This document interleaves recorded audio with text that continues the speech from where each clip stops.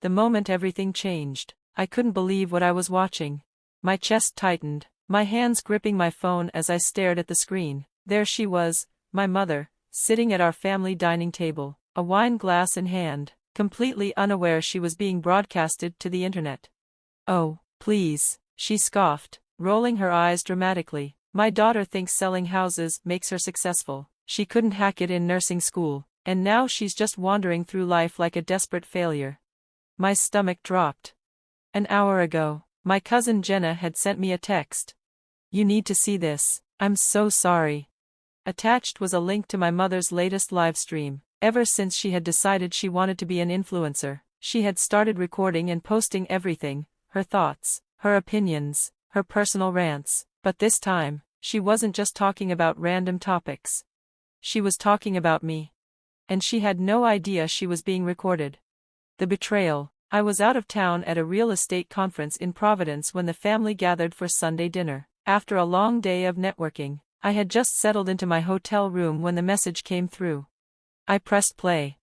The scene was familiar, the warm glow of the dining room chandelier, the hum of conversation in the background, plates clinking as my family enjoyed the meal. My mother sat at the head of the table, the same way she always did, taking sips from her wine glass as she spoke.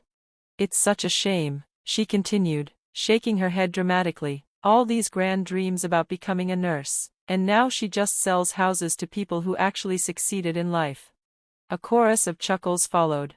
My uncle, my aunt, people I had trusted. Jenna's camera, likely positioned in her lap, caught everything. She had probably just been filming for her own memories or for her social media, unaware of what she was capturing. But it didn't stop there. "Remember when she dropped out of nursing school?" my mother said, turning to my aunt with an amused smirk. "She came home crying about how hard the exams were. Pathetic. And now she acts like selling a house every few months makes her successful." I felt like I had been punched in the stomach. She had no idea why I had left nursing school. She had no idea what I had sacrificed. And worst of all, she didn't care. My hands trembled as I paused the video.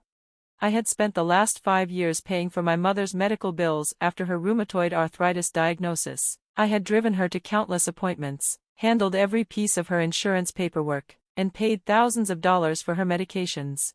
Last year, when her insurance denied coverage for a specialized treatment, I had emptied my entire savings account just to make sure she got what she needed. And yet, here she was, laughing, mocking me, acting as if I had failed. I swallowed the lump in my throat and forced myself to keep watching. "She just doesn't have what it takes," my mother sighed, sipping from the very wine I had purchased for the family dinner. "Some people just aren't cut out for real achievement." The video continued for another agonizing minute before Jenna finally turned the camera away. I sat frozen in my hotel room, my phone still in my hand, my heart pounding in my ears. For years, I had told myself that my mother's occasional harsh words were just her pain talking, that deep down, she appreciated everything I did for her.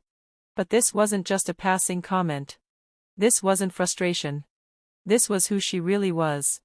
A moment of clarity, my phone buzzed again. Another text from Jenna. "I'm so sorry you had to see that. I didn't realize what she was saying until it was too late. Do you want me to take the video down?" I stared at the message for a long moment.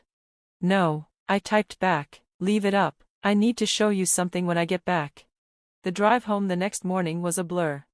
I barely remembered checking out of the hotel or the 2-hour journey back to Boston. My mother's words kept replaying in my mind, her cruel laughter, the way the family had just gone along with it. As I drove, I thought back to the moment my life had changed. The call that changed everything. I was 27, halfway through nursing school, thriving in my studies. My dream had always been to become a nurse, to help people, to make a difference. Then, one afternoon, my phone rang. Mom had collapsed at work and had been rushed to the hospital. The diagnosis, aggressive rheumatoid arthritis. The doctors said she would need long-term treatment, physical therapy, and expensive medications. She was terrified. "It's not fair," she had cried from her hospital bed. "How am I supposed to afford all this? The insurance barely covers anything." I had held her hand, my heart breaking for her. "We'll figure it out together, Mom." At the time, it had been an easy decision. I was her only child. My father had passed away when I was in high school, leaving the two of us to rely on each other. She had worked extra shifts, made sacrifices, did whatever she had to do to give me a good life. I had owed her. So I put my education on hold. I threw myself into real estate, something with flexible hours and good earning potential. I told myself it was temporary. Just until she stabilized. Just until I had saved enough to go back. But temporary turned into years. The truth hits hard. Mom's condition improved with the treatments. She could walk, cook, even drive short distances, but she never tried to regain her independence. She let me do everything for her. And the worst part, I never questioned it. Until now. Now, I knew the truth. She hadn't just used me, she had never respected me to begin with. I had been killing myself trying to be the perfect daughter, but to her, I was just a failure who hadn't lived up to her expectations. Well, I was done. I pulled into my driveway and turned off the engine, gripping the steering wheel as the realization settled deep in my chest. It was time to make a change. And this time, it was for me. A hard goodbye. I slipped the envelope into the mailbox, my hands steady, my heart lighter, no signature, no emotions, just facts. The weight I had been carrying for years was finally shifting. Her problems were hers now, not mine. 2 weeks passed quietly. I kept myself busy, pouring all my energy into preparing for nursing school. Every spare moment between real estate showings and client meetings was spent studying. The placement exam was coming up on Friday, and with each practice test, my confidence grew. Then, just when I thought I had left the past behind, she showed up. The ambush. I had just finished showing a 3-bedroom colonial in Brookline when I spotted them, my mother and Aunt Maureen, waiting by my mother's car in the parking lot. My stomach twisted. My first instinct was to drive away, pretend I hadn't seen them, but it was too late. They had already spotted me. Running wouldn't change anything. I took a deep breath and stepped out of my car. "Sinead," my mother called, her voice unusually sweet, "we need to talk." Up close, I could see the strain on her face. Her hair was unstyled, and she leaned on her cane, a cane she usually only used when she wanted to play the victim. "I have nothing to say," I replied, gripping my car keys tightly. Aunt Maureen stepped forward, her expression serious. "Your mother is struggling, Sinead. Her medication costs have tripled, and she can't get in to see her specialists anymore. Is that what you wanted?"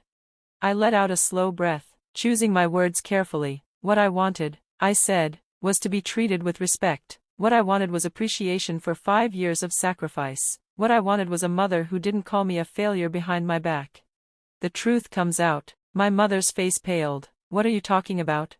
"I saw the video, Mom. Jenna's live stream from the family dinner." I held her gaze, refusing to look away. "I heard everything you said about me." For a split second, guilt flickered in her eyes. Then, just as quickly, it disappeared, replaced by anger. "You're twisting things." I was just venting. Everyone does that. Aunt Maureen frowned. "What video, Patricia? What is she talking about?" I almost laughed at the irony. My mother hadn't even told her closest allies about the live stream, probably hoping I would never find out. "Show her the video if you want," I said to my mother, "or don't. It doesn't change anything. I've made my decision." Panic crossed her face. Then, as always, she switched tactics. Her voice softened, cracking with fake emotion. "I'm your mother, Sinead. After everything I've done for you, how can you abandon me now?" Something inside me snapped. "Years of sacrifice, everything you've done for me," I repeated, my voice sharp. "Let me remind you of what I've done for you." I took a step closer, my hands shaking, but my voice steady. "I put my life on hold. I spent over $100,000 on your care. I drove you to every doctor's appointment. I managed every prescription, every insurance battle, every single detail of your health. I worked 60-hour weeks just to keep us afloat, and in return, I shook my head, my throat tightening. You called me pathetic. You mocked my career, the career I built to support you." Silence. Aunt Maureen was staring at my mother now, her expression unreadable. "Patricia," she said slowly, "what exactly was in this video?" My mother ignored her, eyes locked on me. "I'm sorry if I hurt your feelings," she said, her voice desperate, "but this is an overreaction. You know I have serious health issues." I nodded, my anger fading into something calmer, something firmer. I know, I said simply, and I've been there for you every single day for 5 years. But now it's someone else's turn. I turned to Aunt Morin. She's living with you now, right? Has she asked you for money yet? How many doctor's appointments have you driven her to? How many prescriptions have you picked up? A long pause. Aunt Morin didn't answer. I sighed. That's what I thought. Walking away, I turned back to my car, opening the door. This isn't over, my mother called after me, her voice sharp again. You can't just walk away from family. I paused, my grip tightened on the door handle, then, slowly, I turned back. You're right about one thing, Mom, I said, my voice quiet but firm. Family doesn't walk away from family, but family also doesn't tear each other down. Family doesn't take and take without giving anything back. So maybe you should ask yourself, who really walked away first? She had no answer. As I drove off, I glanced in the rearview mirror. My mother was waving her arms angrily, shouting at Aunt Morin, some things never change. But I had changed. And for the first time in years, I felt truly free.